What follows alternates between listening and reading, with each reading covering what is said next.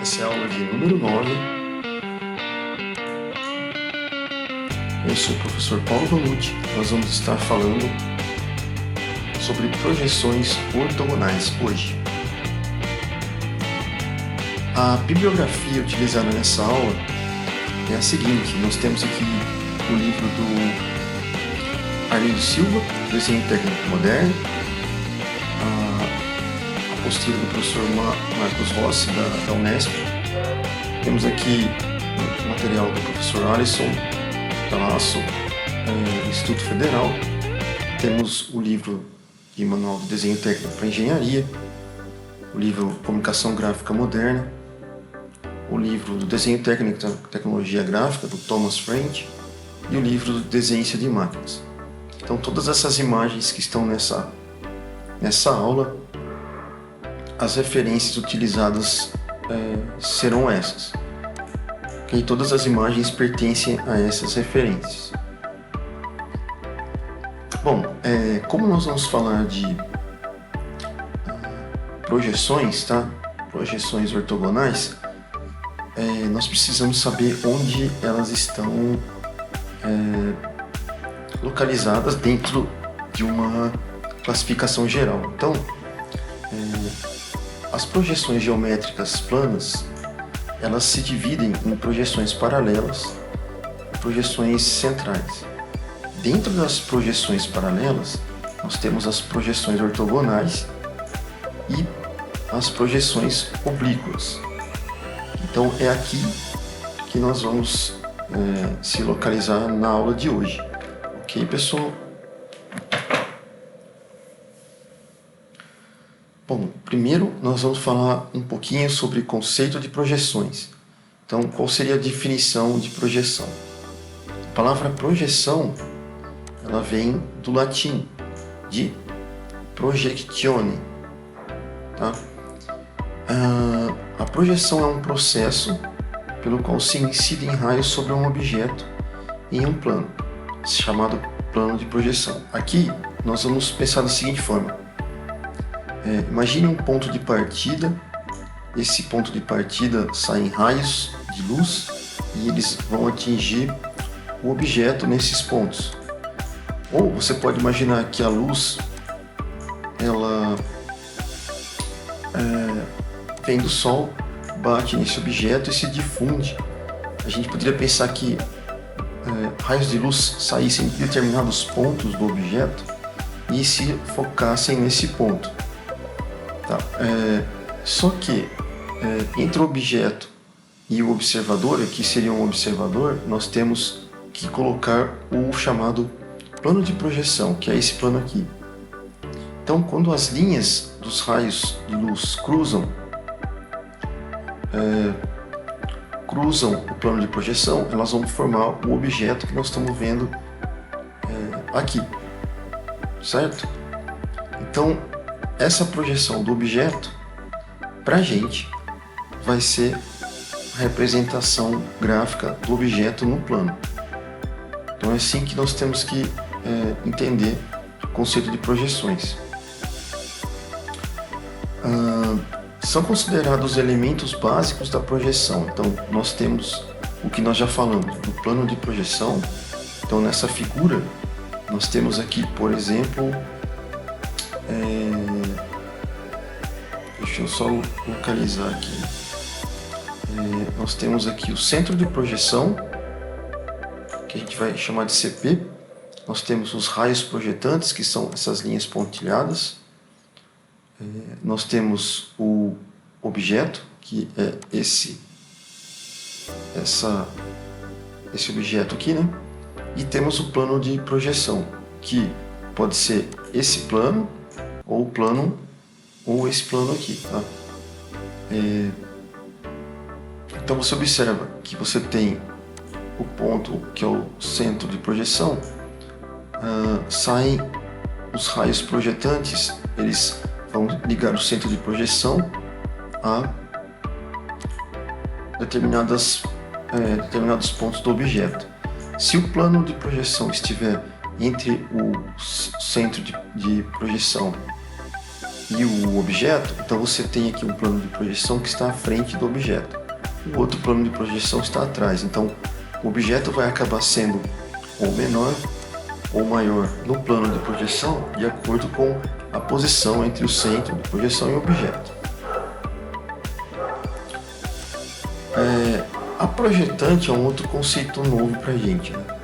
A projetante ou raio projetante, ela vai ser uma reta que passa pelos pontos do objeto. Então aqui, por exemplo, eu vou ter uma reta que passa pelo ponto do objeto. Esse aqui é um ponto só.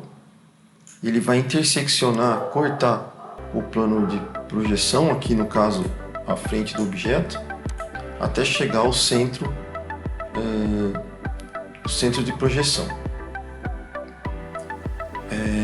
Ok? Então, pode ser oblíqua. A projetante, no caso, ela pode ser oblíqua ao plano de projeção. Nesse caso, ela é oblíqua, aqui é o plano de projeção. Tá? Ou ela pode ser ortogonal se ela cortar o plano a 90 graus em relação ao plano. Então, ela pode ser dessas duas formas. E o centro de projeção, que a gente já falou, é um ponto fixo de onde vão partir ou por onde vão fixar aqui as projetantes. Uma representação plana, para a gente, é a representação de um ponto no espaço, no plano, através do método que a gente viu até agora de projeção. Então aqui, se a gente estivesse analisando a projeção de uma forma apenas pontual, nós teríamos aqui um ponto, que seria para a gente o nosso objeto. Como que eu vou projetar esse ponto no plano? Eu estou analisando aqui um plano, certo? Eu vou projetar imaginando que uma linha ou uma projetante, que a gente viu é um raio projetante, ele parte daqui nessa direção e projeta esse ponto lá no plano. Então a direção da projeção definida pelo ponto e pelo observador é designada projetante, ou também em outros livros chamada de visuais ou ainda raios projetivos. Então se eu tenho um ponto, quero projetar ele no plano, basta eu descrever uma projetante com uma certa direção. Aí surge uma dúvida, né? Quantas projeções desse pontinho são possíveis para se obter nesse plano aqui? Nessa figura nós temos 5, mas podem passar infinitas projetantes por esse ponto. Então, infinitas, né? Isso causa um problema de indeterminação. Tem infinitos pontos, não tem uma quantidade fixa. Então, o que fazer, né? A gente pode entrar no conceito de ortogonalidade. O que seria isso, né? Se a gente associar, nós podemos, por exemplo, associar o conceito de ortogonalidade e o conceito de projeção para tentar entender como que a gente retira esse problema de indeterminação que a gente está analisando. Então, se eu pensar no ponto Q, esse ponto Q, eu projetar um ponto Q' no plano por uma única linha que passa aqui, que seria perpendicular ao plano. Quando eu faço isso, eu uso o conceito de ortogonalidade na projeção. Então, isso me restringe a uma única possibilidade. Então, só é possível projetar esse ponto uma única vez, né, nesse plano. Então, a cada ponto aqui corresponde a uma única projeção ortogonal no plano.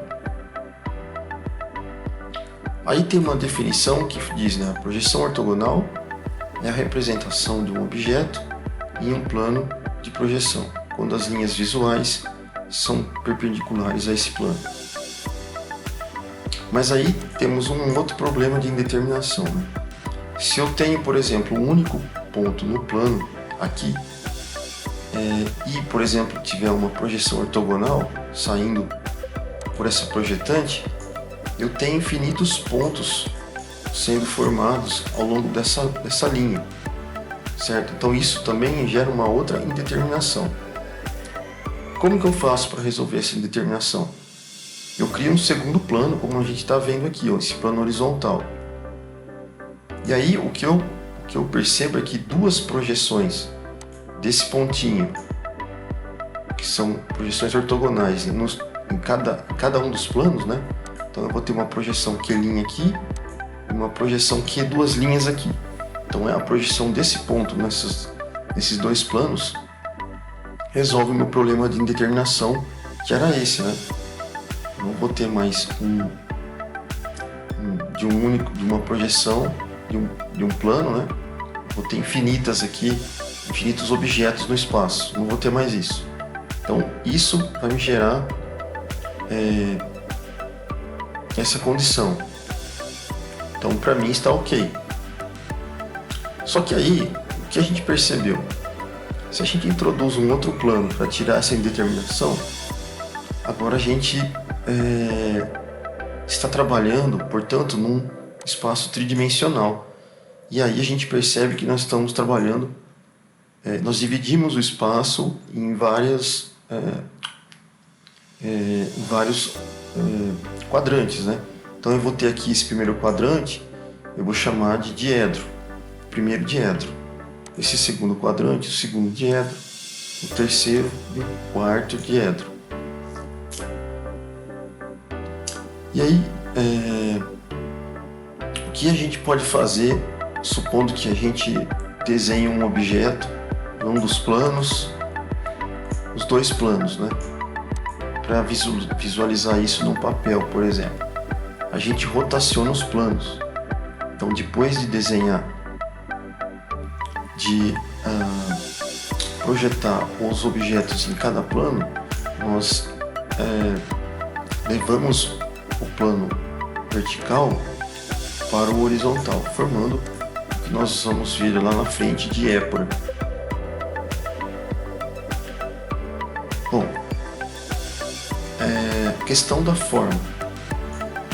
A forma no desenho é descrita pelas projeções. Então, essa projeção que a gente está fazendo descreve essa forma desse plano.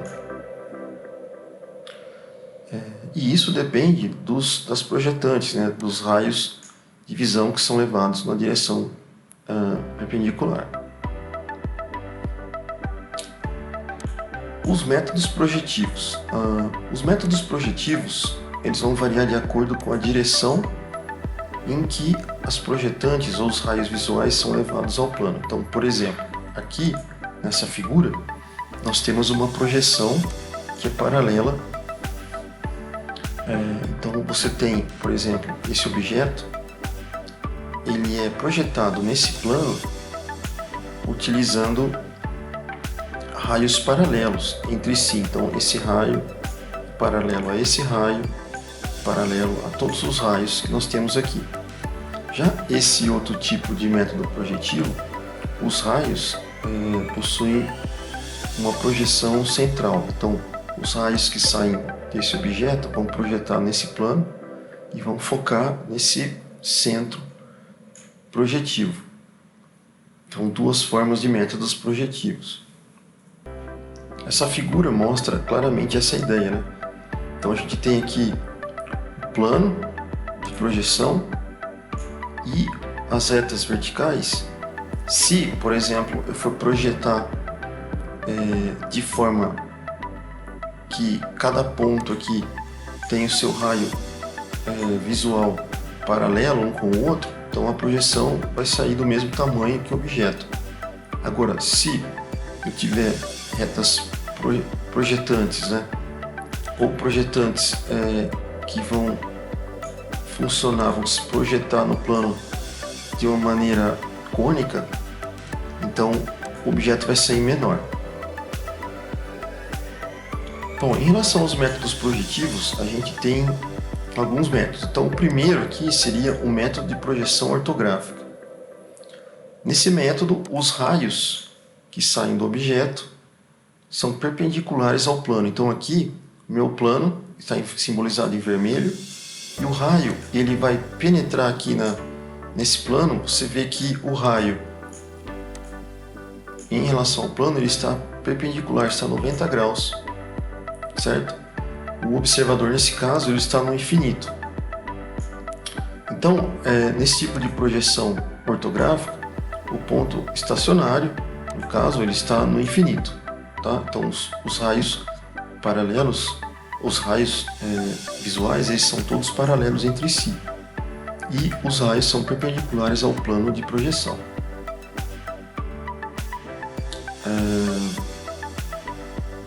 Aqui a gente tem um exemplo, né, de dois tipos de projeção do objeto, de projeção ortográfica do objeto, tanto num plano vertical quanto num plano horizontal, certo? Aqui eu coloquei uma definição para que vocês possam ler posteriormente, tá?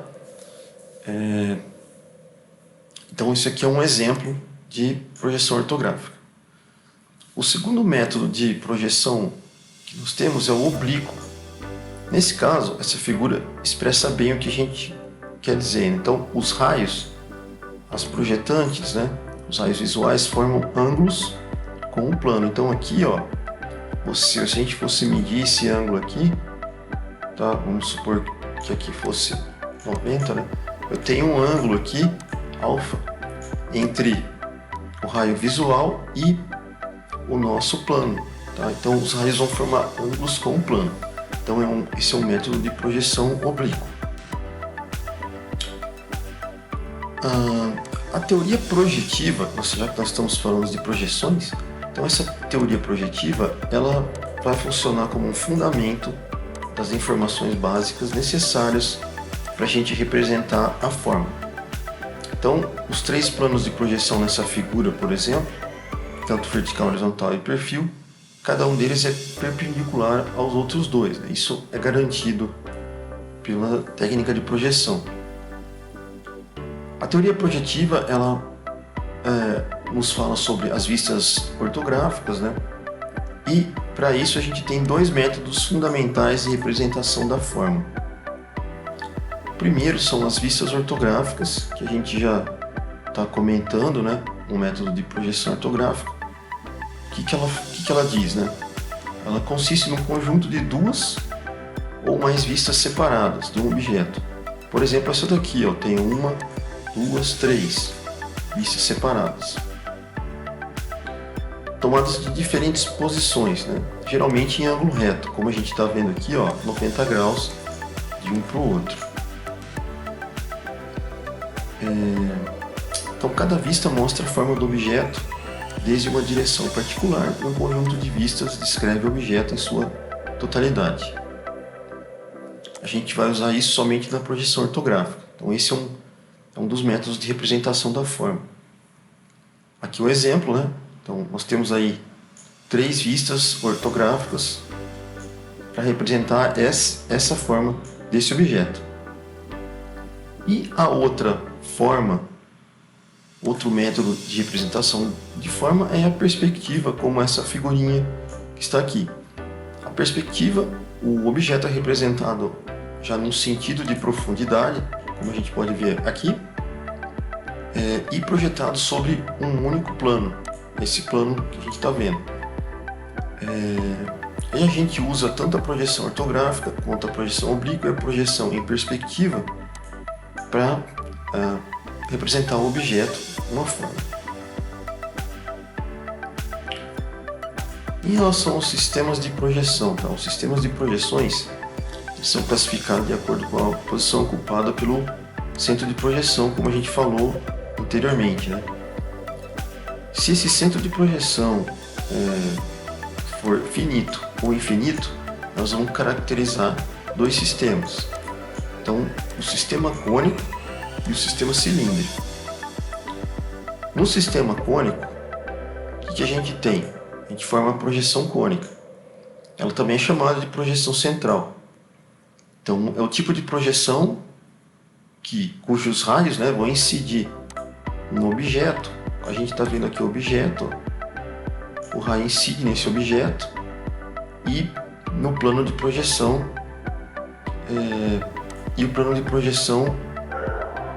no plano de projeção é projetado o objeto que a gente está analisando. Então aqui você tem o centro de projeção, que é o ponto V, os raios projetantes, o objeto e a projeção. Isso aqui é a mesma coisa que você pegar uma lanterna, colocar nesse ponto, segurar o objeto aqui e a projeção vai ser a sombra desse objeto nesse plano que a gente está vendo aqui embaixo. Então essa é a projeção cônica. Já na projeção cilíndrica, ou também chamada de projeção paralela, os raios projetantes vão incidir no objeto de forma paralela entre si. Então a gente vai ter as projetantes todas paralelas entre si e o objeto vai ter esse tamanho no plano de projeção. Nesse caso, a gente também pode dividir aqui a projeção cilíndrica, né, em ortogonal ou oblíqua.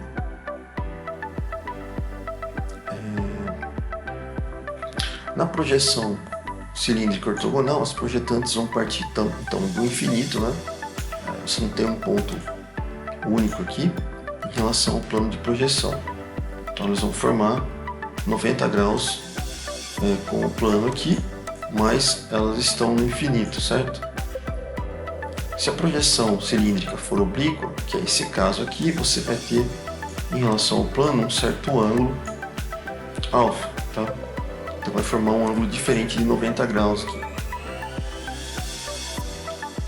Bom, a gente falou lá atrás sobre os diedros de projeção. Então, o diedro é formado quando a gente divide o nosso espaço, né, em quadrantes, tá? Então, pegamos dois planos que são perpendiculares entre si, um horizontal e outro vertical, e a gente divide o espaço em 4 partes que são conhecidos como diedros. Se eu colocar um objeto, por exemplo, como esse, num dos diedros, a gente vai ter as suas posições tanto na horizontal quanto na vertical. A gente vai projetar esse objeto nos dois planos. E aí a gente define o que é épora. A épora nada mais é do que planificar o diedro. Então, se eu tenho esses dois planos cruzados, eu vou, por exemplo, levar esse plano para a horizontal. E aí o que eu vou ter é isso daqui, essa visão. Tá? Então, rotacionando o plano horizontal, por exemplo, eu vou ter a planificação do diedro. Isso é chamado de épora. A linha que vai determinar o encontro dos dois planos, essa linha aqui é chamada linha de terra. Linha de terra. Então, para a gente obter a épora, o que a gente faz? A gente vai girar o plano vertical, esse plano aqui, em torno da linha de terra que está aqui, ó, no sentido horário, né? De tal forma que esse vai coincidir com o plano horizontal. Então daqui eu chego nessa visão final, que é a nossa épora. Bom, já que a gente falou de diedro, então vamos falar do primeiro diedro. Na maioria dos países, tá, que utilizam um método de representação por diedro, a gente adota a projeção ortogonal no primeiro diedro. Tá? No caso, no Brasil, se a gente tivesse, por exemplo, analisando esse objeto, a gente teria essas projeções, vocês estão vendo aqui. A ABNT ela recomenda a representação do primeiro diedro no Brasil. Tá? Já nos Estados Unidos e Canadá, a gente utiliza sempre o terceiro diedro.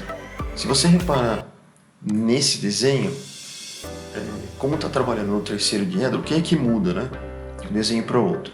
Aqui, por exemplo, ó, são linhas contínuas. Aqui a gente tem a transformação das linhas contínuas em linhas interrompidas. Já nesse outro desenho, a gente tem linha interrompida aqui, linha contínua aqui. Linha contínua aqui, linha interrompida. Então, essa mudança se dá devido à escolha do diedro durante o seu trabalho. Tá? Então, isso tem que ser levado em consideração. E aí, no primeiro diedro, o objeto vai se situar onde? Entre o observador e o plano de projeção. Então, está aqui o primeiro diedro em vermelho, certo? O objeto vai ser localiza entre o observador. Então temos aqui o observador e temos o plano. O objeto está entre os dois. Nesse caso, o que acontece? A gente tem esse tipo de projeção, certo? Para o primeiro diedro, você sempre vai observar na sua legenda, tá? Dentro da sua legenda, essa simbologia. Esse aqui é o símbolo do primeiro diedro em que você está trabalhando. Então sempre vai aparecer isso na sua legenda. Se eu estivesse trabalhando no terceiro diedro, o plano de projeção, no caso aqui em vermelho, ele está situado entre o observador e o objeto. Então a projeção seria dessa forma. E no terceiro diedro, diferente do primeiro, você teria esse desenho aqui aparecendo na sua legenda, certo? Bom, definimos o que é diedro, agora a gente vai falar um pouco das vistas ortográficas. Então, observando esse objeto prismático localizado no primeiro diedro, a gente verifica o que? Se eu estiver observando essa parte do objeto, que está em cinza, escuro, eu vou projetar essa parte que eu estou enxergando no plano e duas linhas, que seria esse objeto. Se eu olhar o objeto de cima para baixo, eu vou projetar essa parte rachurada na parte inferior. Então, quando eu trabalho no primeiro diedro e faço essas duas projeções nesses planos, na análise da épora, o que é que eu vou ver? Eu vou ver esse objeto aqui. Ok?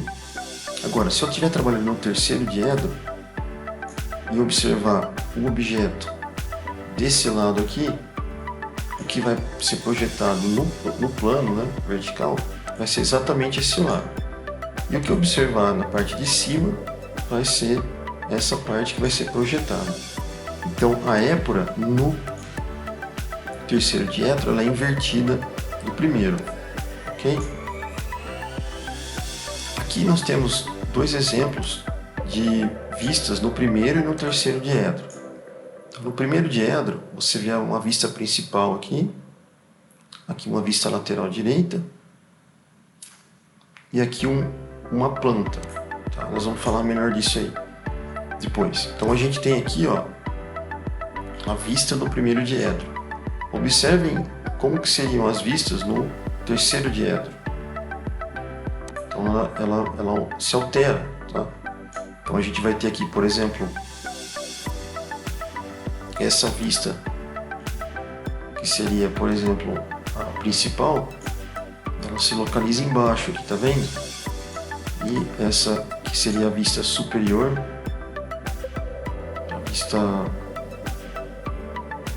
a vista superior ou planta, né? Ela se localiza em cima. Tá? Então essas são algumas das diferenças que a gente tem. Portanto, a projeção no primeiro diedro, segundo a BNT, né, nós vamos seguir o padrão europeu. Então é esse tipo de vista ortográfica que a gente vai observar. Como que a gente vai fazer isso? Então está aqui o meu objeto. Vou observar o meu objeto. O meu observador está desse lado. Então o que eu observo desse lado? Eu vejo essa face aqui. Certo? Vejo essa parte aqui. Então como eu vejo um objeto da direita para a esquerda, então eu vou gerar, tá, uma vista lateral direita. Observe que a vista lateral direita, você joga ela para a esquerda na nossa vista ortográfica total, né? A primeira coisa também que a gente tem que fazer, pessoal, é observar onde está a vista frontal, tá, do objeto. Lá na frente a gente vai falar como escolher a vista frontal, mas inicialmente aqui a vista frontal já está pronta para a gente. Ela foi escolhida como essa parte aqui, ó. Toda essa parte é uma vista frontal. Então o que eu observo nessa vista? Eu observo isso aqui. Essa é a minha vista frontal. A A partir dela, o que observar nas laterais são as vistas laterais, que podem ser direita ou esquerda. Então, se eu estiver observando desse lado o objeto, eu vou observar essa face aqui. Só que, como eu estou no primeiro diedro, o que eu observo aqui, o meu plano está do lado de lá, certo? Então, eu tenho que projetar isso do lado de lá. Então, a vista lateral que eu vejo desse lado, que é do lado esquerdo, é projetada do lado direito. Por isso, aqui nós vamos ter a vista lateral direita. Se eu observar o objeto do lado esquerdo, a vista que eu estou vendo do lado esquerdo vai ser projetada do lado direito. Então, a vista lateral esquerda é quando eu olho da esquerda para a direita. Gera isso aqui. E a vista superior é quando eu olho o objeto de cima para baixo e projeto embaixo. Então, aqui é a vista superior. E aqui, quando eu olho o objeto de baixo para cima, eu tenho a vista inferior em cima. Isso porque a gente está trabalhando no primeiro diedro.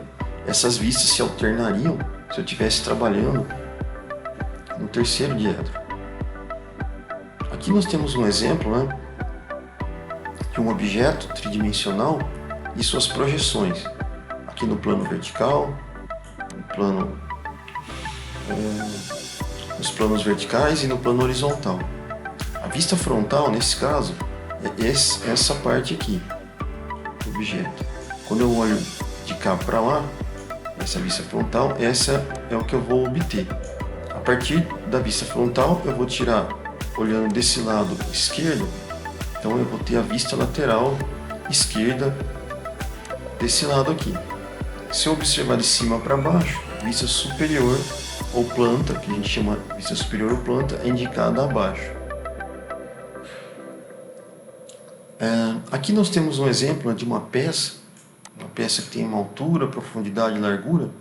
Se eu pegar essa peça, que está indicado aqui, observar ela de frente, o que eu vou enxergar, né? Vou enxergar isso daqui, tá? Sabendo que a gente tem 6 vistas principais para estar estudando, ó, eu posso representar essa peça, a primeira delas, né? Representação numa vista frontal. Se eu virar essa peça e olhar ela de cima, o que é que eu vou ver? Eu vou ver isso daqui, certo? A única coisa é que essa linha aqui é uma linha cheia, tá, pessoal? Ok. Agora, se eu observar, escrever todas as vistas, né, desse objeto, então eu vou ter, esse é o exemplo que a gente vai chegar. Então, a vista frontal, a superior, a inferior, a vista lateral direita e a vista lateral esquerda. E aqui a vista posterior. Aqui um exemplo de uma outra peça, né? Uma vista superior, então eu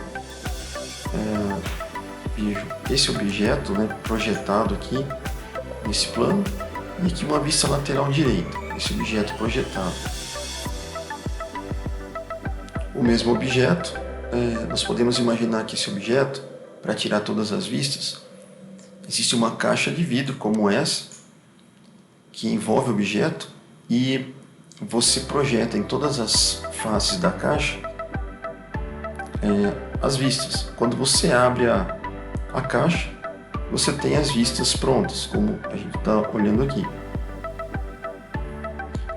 Para engenharia civil, para arquitetura, né, se a gente observar e retirar as vistas ortográficas de uma casa, por exemplo, nós vamos ter aqui o observador, ele está observando essa parte da frente da casa, para a gente vai ser a vista frontal ou elevação. Se eu observar de cima para baixo, né, eu vou ter a vista superior, também chamada de planta. E se eu observar de baixo para cima, a vista inferior. Se eu observar da esquerda para a direita, eu vou ter a vista lateral esquerda aqui. Se eu observar da direita para a esquerda, a vista lateral direita. Todas as vistas laterais são elevações, tá? Bom, e aí a gente tem a seguinte questão. Nós temos as vistas necessárias, as vistas suficientes e as vistas que a gente deve escolher adequadamente. A vista principal ou de elevação, ela precisa ser escolhida de acordo com alguns critérios. Então, numa peça, por exemplo, qual seria a vista que tem que ser escolhida como a principal? Geralmente é a parte da peça que fornece maiores detalhes do objeto. Essa é a vista principal. Mas se isso não for suficiente, você pode escolher uma peça dependendo da sua posição de trabalho do objeto, tá? E se os dois critérios forem suficientes, você vai escolher a posição que mostre a maior dimensão do objeto e possibilite o menor número de linhas invisíveis nas outras vistas, tá? Então aqui, por exemplo, eu vou escolher a posição da vista principal relacionando, sendo que a posição de trabalho do objeto é que fornece isso. Então a posição de trabalho do objeto é essa. Então essa vai ser a vista principal para essa peça. A posição de trabalho dessa peça é essa. Então essa vai ser a vista principal do objeto. A posição de trabalho do objeto é essa. Essa vai ser a vista principal do objeto. Bom, e aí nós temos o seguinte. Aqui é um exemplo, né, de figura. E a gente tem aqui a vista principal dela sendo isso aqui. Então, essa é a vista principal. O restante vai ser tudo vista lateral, esquerda e direita. Se essa é a vista principal, então eu vou escrever ela aqui, desenhar ela aqui. Aí a vista lateral da direita para a esquerda, lateral direita, por exemplo, seria desse lado. Então essa é a vista lateral direita. A vista superior, né, olhando de cima para baixo, vai ser isso aqui. Okay? Então temos 3 vistas aí. Nesse caso, pessoal, 3 vistas são suficientes para você representar um objeto. Algumas vezes, apenas 2 vistas já é suficiente para você representar todas as faces do objeto. Então, vai depender muito do desenhista saber analisar quantas vistas são necessárias. Você não precisa de 6 vistas para representar o objeto toda vez. Aqui a gente tem um exemplo disso, né? Tem esse objeto e apenas com essas 2 vistas eu já sei como é o objeto, sendo que essa vista não é necessária. Ou esse objeto aqui, eu tenho essas 2 vistas, já mostram, eu já entendo como que é o objeto. Essa vista é desnecessária. Aqui, por exemplo, eu tenho uma vista principal, olhando daqui para cá. Então, a vista principal aqui seria essa daqui. Daí eu tenho a vista direita, tá?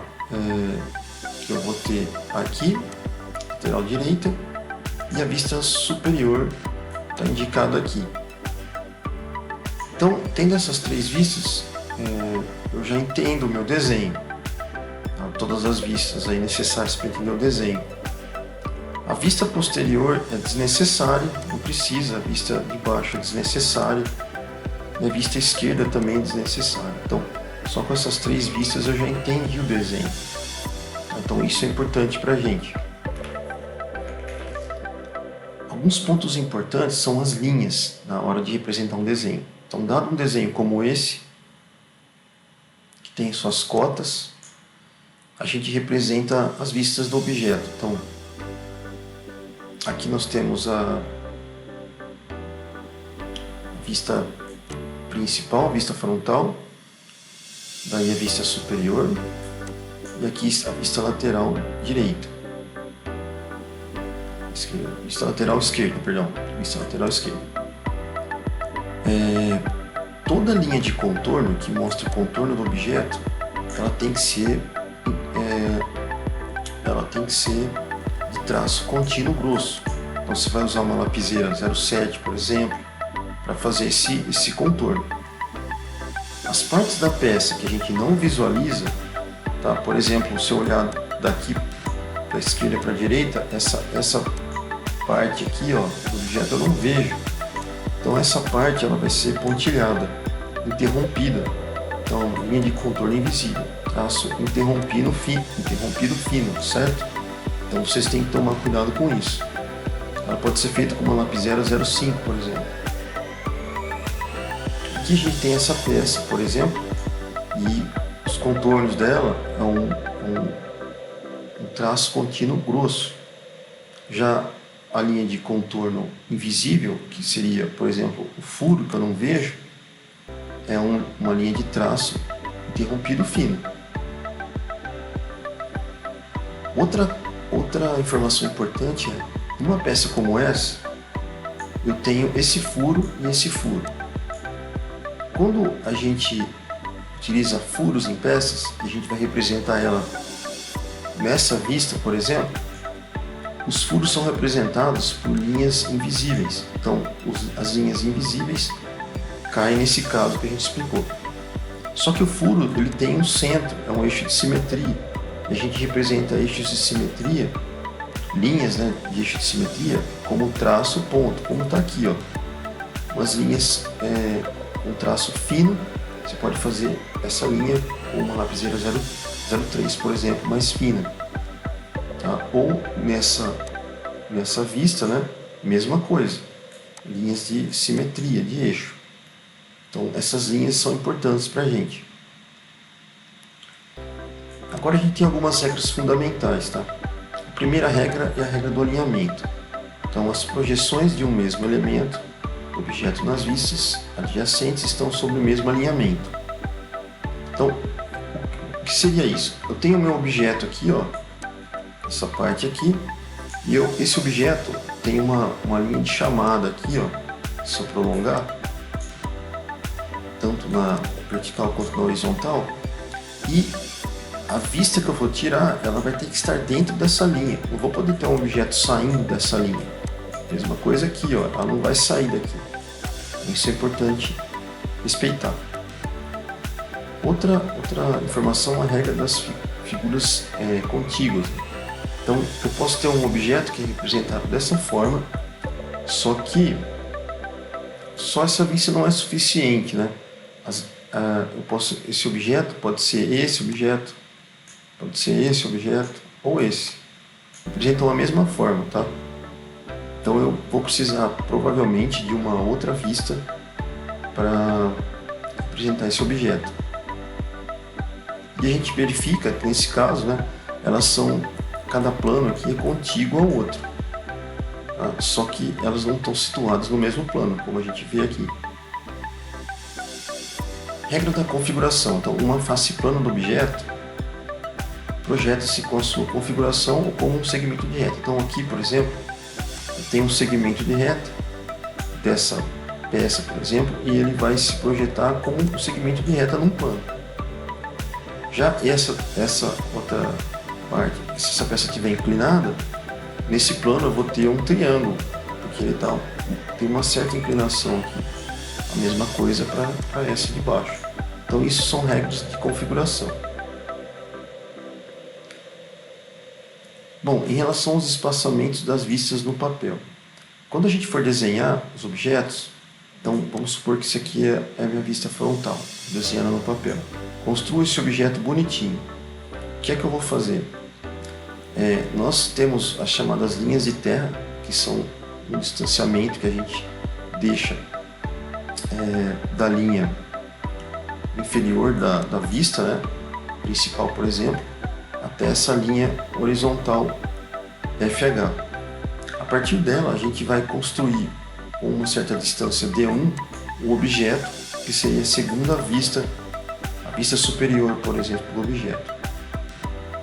E aqui eu vou ter uma outra distância D1 que vai iniciar a construção da nossa vista lateral direita. Ok? Então essas distâncias a gente tem que respeitar e não existe um padrão na norma desse tipo de distância. A distância correta é aquela que dá uma leitura ela dá uma legibilidade adequada para o desenho, ok? Vamos supor que eu tenho, por exemplo, essa peça aqui principal e eu construí essa vista lateral direita, certo? Eu tenho a vista superior, só que essas duas vistas têm a mesma espessura, essa peça, né? Como que eu vou transferir, por exemplo, a espessura daqui para cá? Utilizando o compasso, como vocês estão vendo aqui. Consigo fazer essa transferência. Ou eu posso utilizar uma régua para fazer essa medida. Para construir essas duas vistas dessa forma, nós vamos utilizar uma linha de 45 graus, que vai nos dar uma projeção como essa que a gente está vendo aqui. Aqui nós temos um exemplo, né, de construção dessa peça, e você vê que ele vai dando já as larguras do objeto, quanto de sobra você vai ter para construir o objeto em relação à sua folha, tá? As outras partes das vistas, estão vendo? Então você tem as 3 vistas sendo colocadas aqui. Aqui nós temos o passo a passo de construção das vistas desse objeto. Então nós temos aqui a vista principal, superior, a principal, a inferior e a lateral. Aí ele vai dividindo o objeto em metade, como a gente está vendo aqui, fazendo as curvas até chegar no objeto final. Bom, então essa foi a parte de projeções ortogonais. A gente finaliza por aqui e até a próxima, pessoal. Muito obrigado.